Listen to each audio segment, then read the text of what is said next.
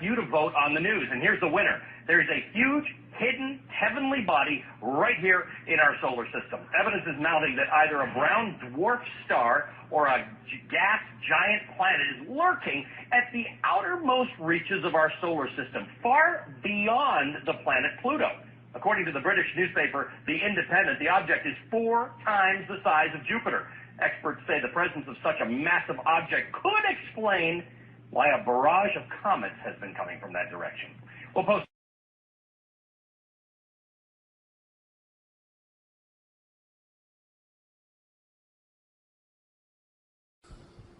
Hi, my name is David Morrison. I'm a NASA space scientist, and I want to talk to you very briefly about Nibiru. I'm doing this because I received a note from a 12-year-old girl recently that said she wondered if the video I made 2 years ago was still valid, that she and her classmates were scared about Nibiru, and could I please explain, from a science point of view, why we know Nibiru is not real and is not a danger. You know, the simplest thing to say is just that there is no credible evidence whatever for the existence of Nibiru. There are no pictures, there's no tracking, there's no astronomical observations.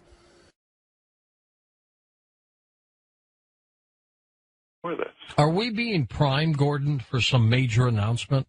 Well, that's the thing is, now, the Zetas say that the Council of Worlds has told the president, you've got to announce it. I say, you know, everyone I tell that to goes, well, I'll eat my hat if the president ever announced that. But if he did, you know, you can speculate that the first thing he would say is Ronald Reagan had an executive order that this is top secret, and every other president signed on. But now I'm going to be the one who's breaking that because everybody has to know. And what would he, well, we're coming up to the break. When we come back, speculate on what you think he would say, okay? With our special guest, Gordon James Gianninoto. And we're talking about Planet X. Now, he has sent us some interesting pictures that you should get up to coasttocoastam.com and just take a look at them and make up your own mind. And I'll be back in a moment on Coast to Coast AM. If you need to email me, that's George at coasttocoastam.com. Well, next hour, we'll take your phone calls with Gordon James Gianninoto as we talk about Planet X. And welcome back to Coast with Gordon James Gianninoto. Gordon, let's speculate a little bit on if there's an announcement of this planet. How will it be announced? Well, there's 2 lines of thought. One is from the Zetas that the Council of Worlds has told the president that he has to announce it. The other is my line of thought, which is that how can he not announce it? Because as Planet X comes closer and closer to the Earth, eventually it's going to come very close. It's going to be as large as the full moon, and it's going to grab the Great Atlantic Rift and pull it up. And people don't realize that the continents are granite, and they float on the magma core. So they're just floating there. So the Great Atlantic Rift is a line of mountains right down the center of the Atlantic Ocean from Iceland to Antarctic, and there's an upwelling of magma right there. And as the North Pole of Planet X is in line with the sun, as Planet X is in line with the sun, and the North Pole is pointed at the Earth, it's every day when the Atlantic Ocean faces the sun, the Atlantic Rift gets pulled down towards Planet X, and then as the Earth continues to turn, it gets released, because when the North Pole of Earth starts going towards the North Pole of Planet X, then it gets pushed back. But so eventually what's going to happen is Planet X is going to grab the crust. It's going to be close enough that the crust will stop turning with the core. So nothing changes the core, and nothing changes the North Pole of Earth pointing up. But what's going to happen is Planet X is trying to go by, and the day it goes by, it's going to grab the crust and slide it up over the North Pole and then let go of it. And when it lets go of it, the new North Pole is going to be the eastern tip of Brazil, Recife, Brazil. And there's going to be 600-foot tidal waves followed by the tail of Planet X brushing the Earth with all these rocks, which was one of them was the meteor over Russia. So you're talking catastrophe here. Absolute catastrophe. But the thing is that after that, with no governments and no religions and no economy, the unselfish ETs are going to come and give unspecified help to unselfish survival communities. So, because people say, well, all the nuclear reactors are all on fault all over the world, but, they could transmute the half-life of plutonium from 125,000 years to 1.25 seconds. So, but they haven't said what they're going to do because we're supposed to be taking some responsibility for ourselves. So, what's the timetable on this? Well, see, that's the thing. There isn't a timetable, and that's the number one question everyone asks. Well, when is this going to happen? But the thing is it could happen at any time. The only country that's taken any provision is China, which has built these ghost cities because, remember I had said that the southeastern China plate was going to be sinking. Well, Jakarta, Indonesia, parts of it are 85 feet below sea level. That sinking is almost 70% complete in that tip of the Southeast Asian plate. But all the other Earth changes have stopped. And I was talking to Nancy on the phone. And I said, that I heard that these metal boxes were found on the beaches in Oregon and they were vibrating. And I said, I think there's extraterrestrial devices. And Nancy started saying, no, I've told you before, there's no extraterrestrial devices on Earth. And all of a sudden the Zetas broke through Nancy, and speaking through her to me, they said, this is absolutely true. And she later wrote about this, and this was, you remember, people have said, well, there weren't any boxes or it was a hoax or whatever, but it is true. On all the faults of the Earth, there are tens of thousands of these boxes vibrating, and what they're doing is instead of letting the movement of the plates, because the roiling of the magma deep in the core of the Earth is causing these quakes and these other shifts. The north end of South America is going to move to the west. The north end of Africa is going to move to the east. The Atlantic is going to get wider. The Pacific is going to get narrower. So there's all these things. And the Zetas had said there was an event calendar, and 7 was preliminary Earth changes, 8 was massive social change, and 9 was worldwide volcanoes, earthquakes, and sinkings. And so anyway, these metal boxes have put that off, and the reason why is because they want to have the massive social change. And you can imagine if the president does announce it, of course there's going to be massive social change. Well, if it's going to happen, will he announce it? To me, it sounds like he's compelled to. Well, that's my thinking, is because when it finally separates from the sun far enough that you can see it with your naked eye. Now, I've said I've gone out, my wife has gone out, I've got hundreds of pictures of 2 suns in the sky that I took myself. Now, if I can do that, then anyone can do that. And, so there it is. There's this bright glowing area. You're not looking at Planet X itself because it's in between the Earth and the sun. So it's like trying to photograph the new moon. You just can't do it. But it's got a 5 million mile long or 10 million mile long. It's really, it's a long tail, twin-stranded, stretching towards the Earth because of static electricity. So Planet X is not going anywhere. It's sitting there. And the clump of 4 planets, the dark twin, Venus, the Earth, and Planet X, are still rotating around the sun, but they're not moving in relation to each other. And the tail is stretched towards the Earth, so that rock that came down over Russia and the other ones that were seen over San Francisco and Cuba and Japan are all from the tail of planet rocks, and there's trillions of them. So this is going to be a big disaster. So when the president announces it, and I mean, I'm not sitting in his office privy to whatever they're deciding, but I can tell you this. They really don't want people he's not going to use the word Planet X because that's the term that the Zetas have used and that is on Zeta Talk is Planet X. That's panic time, right? So they don't want people to run to Google, do a search, and go, oh, look, there's a woman in Wisconsin who's been in telepathic contact with extraterrestrials, because that reveals 2 things. We're about to have giant disasters, and second of all, there are extraterrestrials who have been telling the truth since 1995. So they don't want to do that. So it's interesting that they started talking about it as Nibiru. So I was talking to Nancy, and she's starting to, every time she says Planet X, she goes AKA Nibiru or dash Nibiru or slash Nibiru. so that if anybody does a Google search on Nibiru, they're still going to come up with Zeta Talk. So he's going to say, look, Reagan signed an executive order making it top secret. Every president signed on, but I'm such a humanitarian that I'm telling you that there has been a planet between the Earth and the Sun for 9 years, and why not? I mean, if it separates from the Sun where every single person on Earth looks up and goes, oh my God, what's that? And the glowing area, the thing that's at the 5 o'clock position, is the tail, which is sort of transparent, translucent, whatever you want to say, because it's a cloud of dust or red iron oxide dust. It's lit by the sun, and you can see that from Earth. So that's what people are taking pictures of, is the tail of Planet X stretching towards the Earth.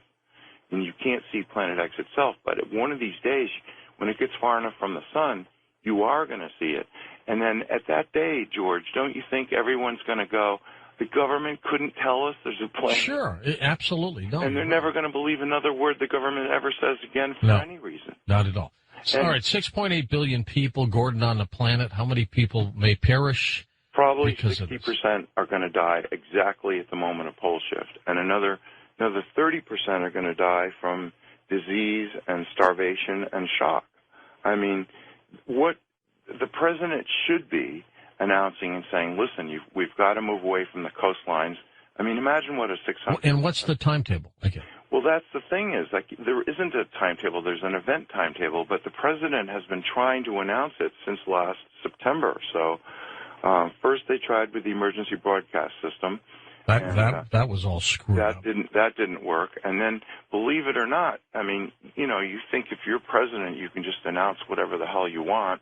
And no, you can't, because there are people, the elite and the rich and the powerful, don't want you to stop going to your job. I mean, if they announced the whole truth, do you think anyone would show up for their job? Pilots, policemen, firemen, truck drivers? No, people would want to be with their friends and family. Right, and they'd all head for Wyoming and Montana and places like that, you know, as far away from the coast as they can. The safe havens. Right, and so you can figure out where, now I live on a mountaintop in the middle of the Maine coast because Maine was held down by glaciers, and it's slowly rising, so once the crust comes free of the core, it's just going to pop up another 500 feet.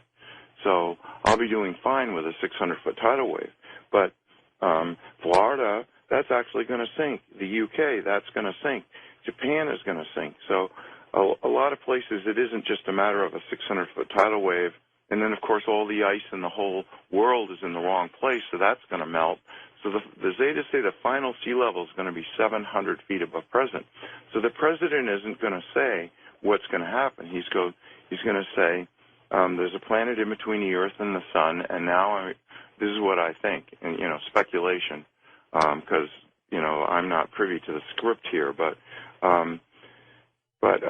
you know, that he would turn it over to NASA, which would say, yes, there's a rogue planet, but we were prohibited by national security, but don't worry about it. Go back to sleep. If anything's going to happen, we'll tell you. And then maybe they turn it over to NOAA, which is saying, well, this huge Earth wobble is what's causing all this weather. They're never going to admit that global warming and climate change were a lie, because can you imagine the lawsuits? It would bring the whole world to a halt, because how many hundreds of billions of dollars have been spent on reducing fossil fuels? And, you know, the thing is Planet X is roiling the magma, so the magma's circulating closer to the bottom of the crust, so the seafloors are warming, and the ice is melting from underneath. But the actual truth is the Arctic just had one of the coldest winters in years, and the amount of ice that formed this winter in the Arctic is unbelievable. Antarctica's been gaining ice. The top of the Himalayas and a lot of these glaciers are gaining ice. So this whole global warming thing, they're never going to use that phrase again.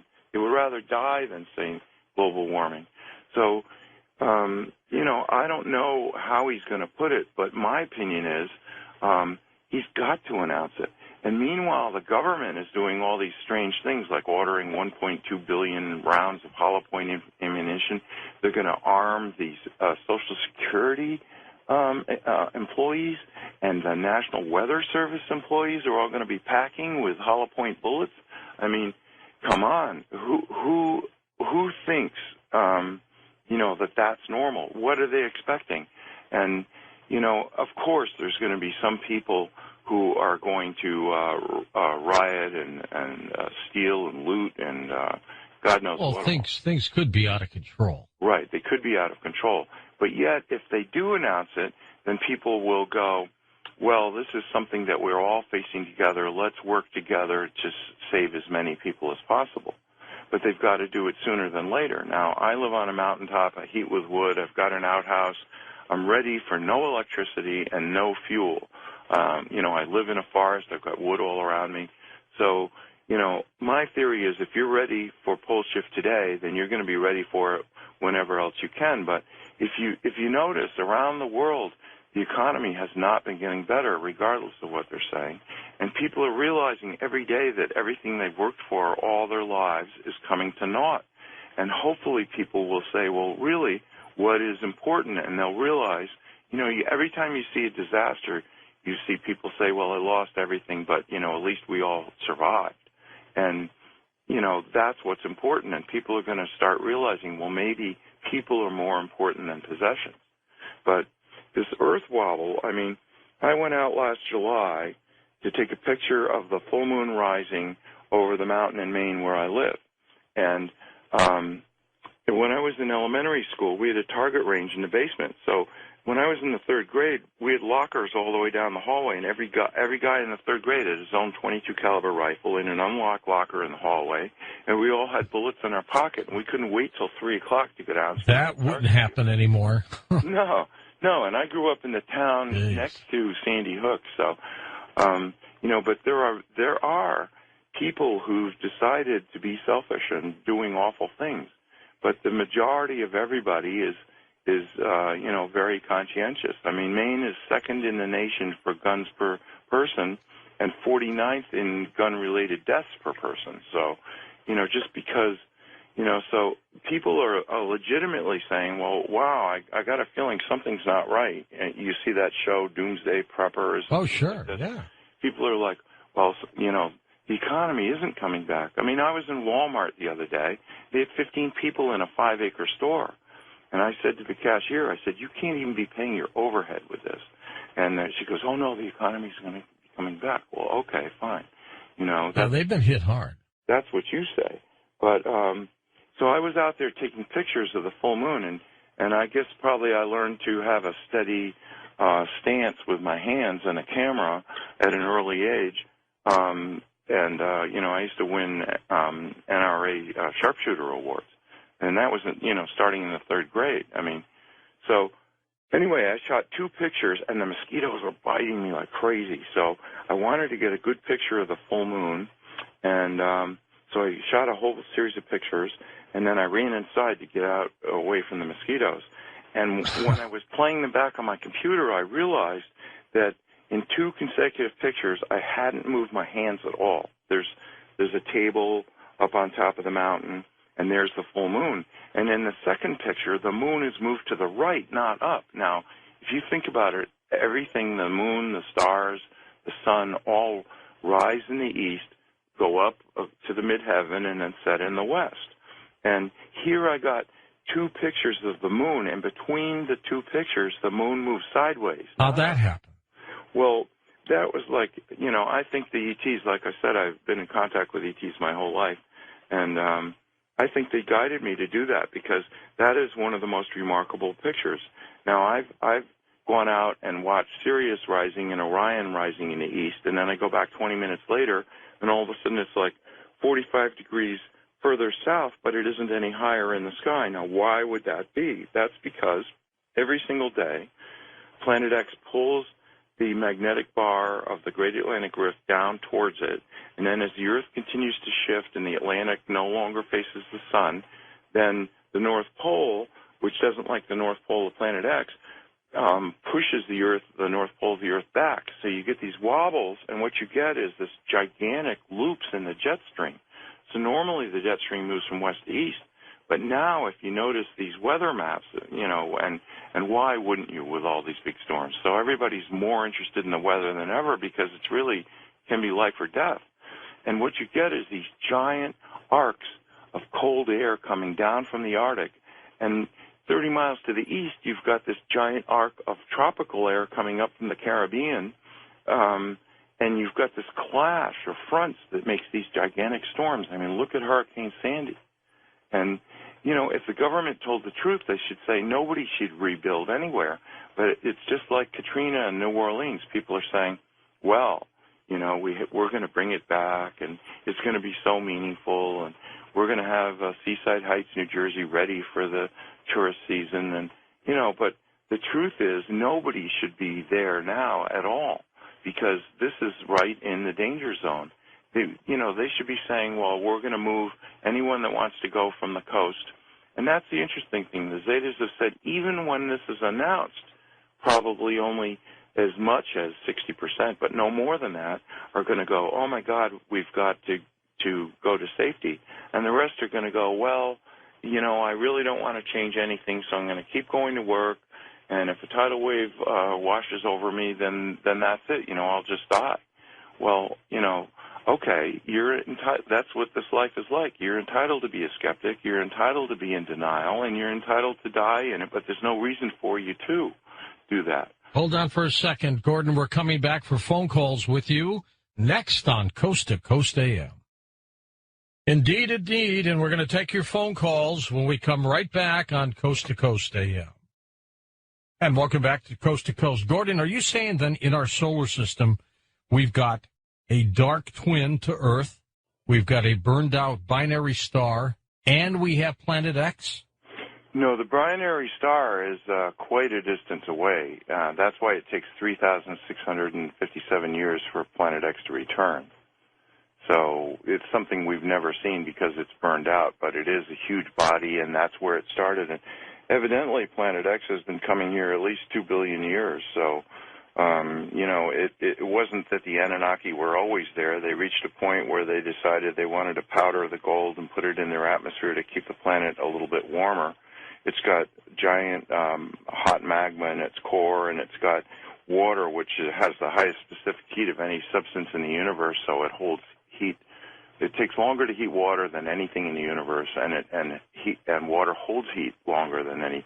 So, but they were getting cold, so that's where the whole quest for gold came from, is from that. And Richard Hoagland has said that, and he's a guest on your show quite often. Quite a bit.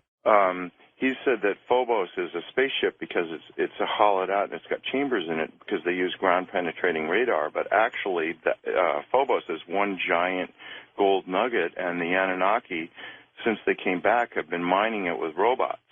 That's got to be worth something. Oh my God! So you know, but you know, if anybody thinks I'm making this stuff up, I mean, go do a search in Wyoming. Dick Cheney tried to get the Wyoming legislature, and he only failed by a few votes, to buy a used aircraft carrier. Now, what in the hell would Wyoming use? There's no water there, is there? Well, that's the thing is, you know, Edgar Cayce said that Omaha was going to be the greatest seaport in North America after pole shift.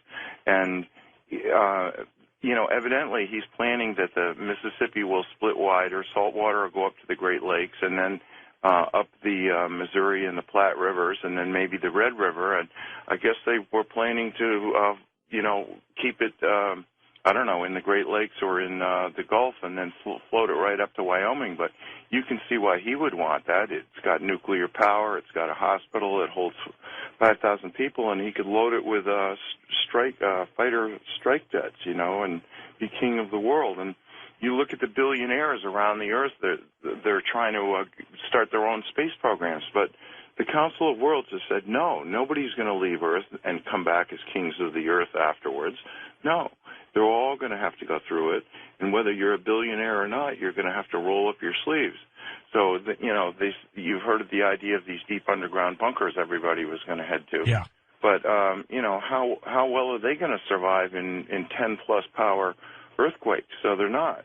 But then, you know, after pole shift, at the hour of pole shift, when the tidal waves start, then everyone's going to, after that, there won't be any earthquakes, so people are going to want to be underground, because how are you going to survive this fall of rocks? Okay, let's go to the phones.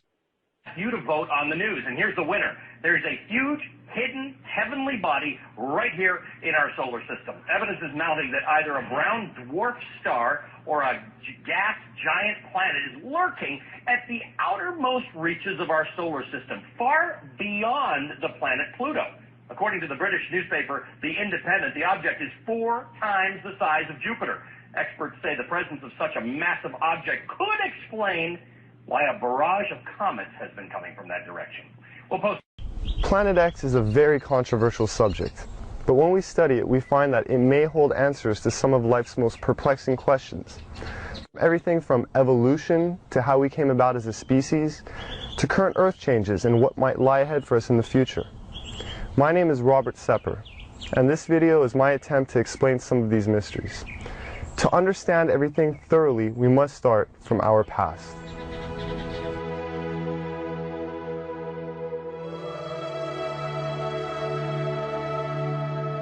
As you do research on our mitochondrial DNA, you find that it goes back into the range of 150,000 years, based on the mitochondrial DNA, which is, I think, pretty much incontrovertible. If we're 150 to 200,000 years old, that throws a huge, gigantic wrench into the establishment position that we evolved from creatures that were walking upright approximately 4 million years ago. The early Australopithecines, Lucy, everyone is familiar with her, at around 3.2 to 3.5 million years ago, and they're finding new ones all the time. And all they say is to qualify as human is to be upright walking. If you're an upright walking pre-creature, you're called a pre-human. And even though all of those creatures, right through Neanderthal, from Lucy at 4 million years ago, right through the Homo habilis, Homo erectus, Neanderthal to Cro-Magnon, right up to Cro-Magnon, all of those creatures don't look anything like human beings as we are today. They are as different from us as primates. In fact, they look like primates. They look like upright walking primates. Up through Neanderthal, back to Lucy, and whatever's going to come before her. What could make something change so radically, literally overnight, in anthropological terms, and be anything remotely associated with Darwinism?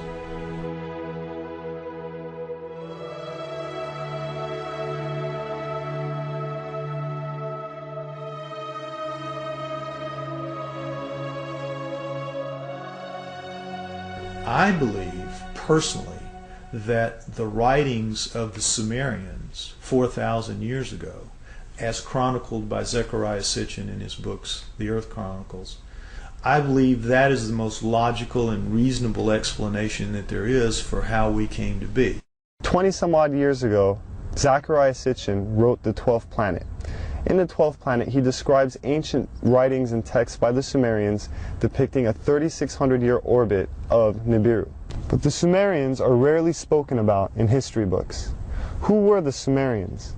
And what could an ancient civilization possibly know about how we came to be? We only hear about like the Egyptians or the Mayans or the Incans, Romans, Greeks. The first culture we have on Earth were the Sumerians, and they showed up 6,000 years ago where modern-day Iraq is. It's right between the Tigris and Euphrates rivers. It was then known as Mesopotamia, Babylon, but also Sumeria, where the first culture on Earth stems. And they have left us over 100 of the first for high society to take place. For instance, stemming from Sumeria 6,000 years ago, they were the first ones to invent writing. They had a system of over 400 characters known as cuneiform text. Then use a wedge-shaped stylus or an object with a wedge and would twist and turn and make all these characters that came up to about 400 characters, and they had their own complete language like an alphabet that we use today, A through Z, but this stemmed out of Sumeria 6,000 years ago, and all of the first for high society come from them.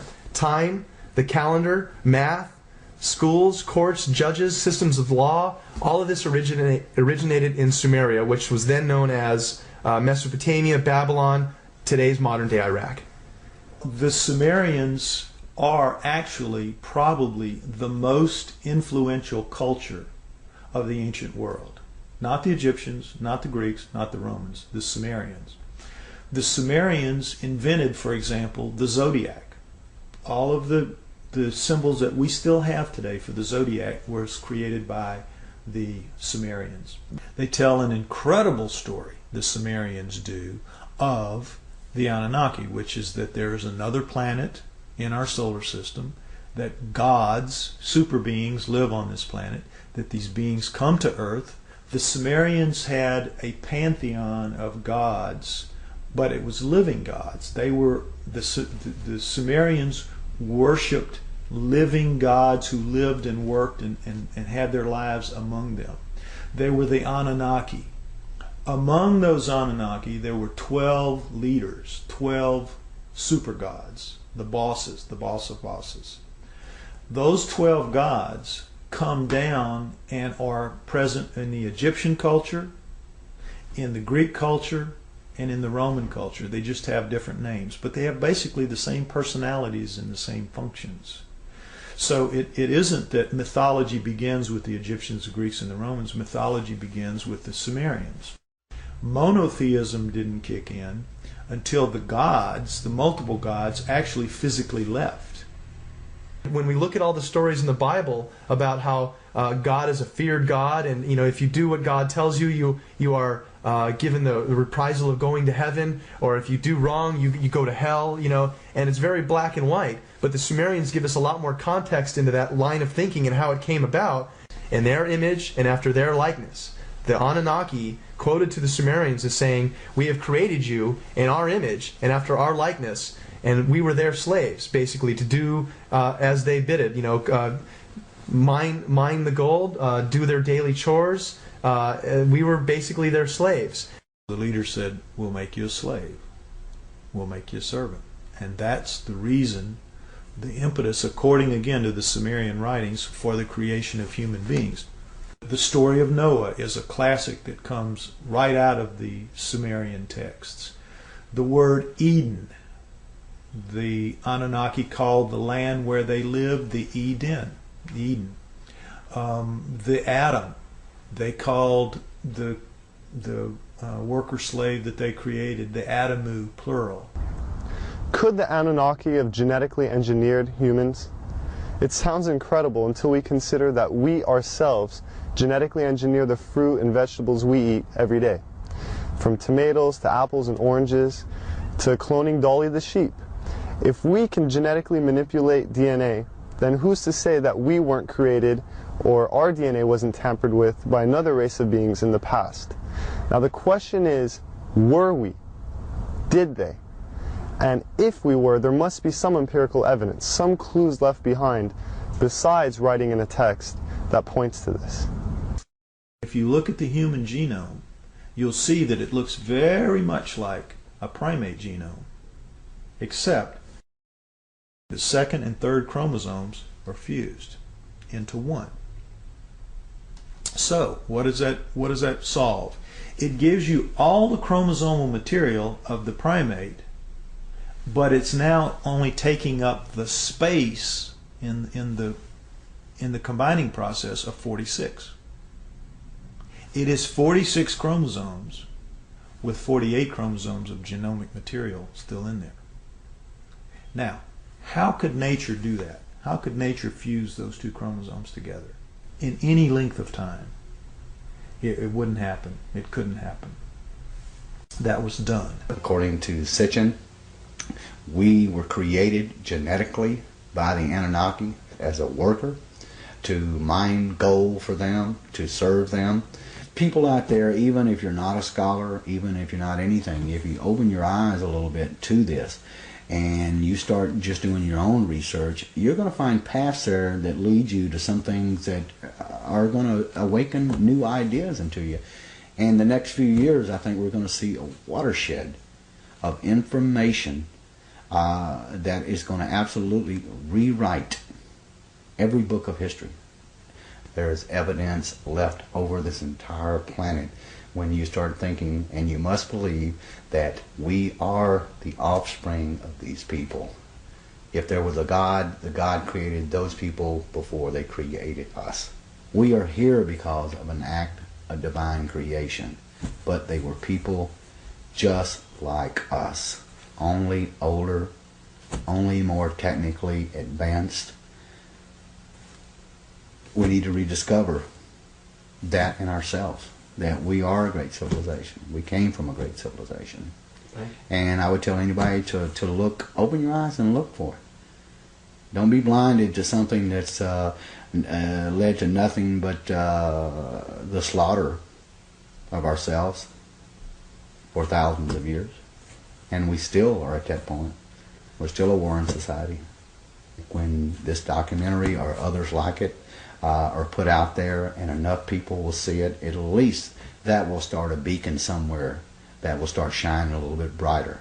And so at some point we're going to see that we have a different history than what we've been given. The proof's there. Our true history may be indeed very different than what we've been taught through the ages. Whether this data has been withheld or our identities have just been forgotten, it is our responsibility now to rediscover who we are and where we're going.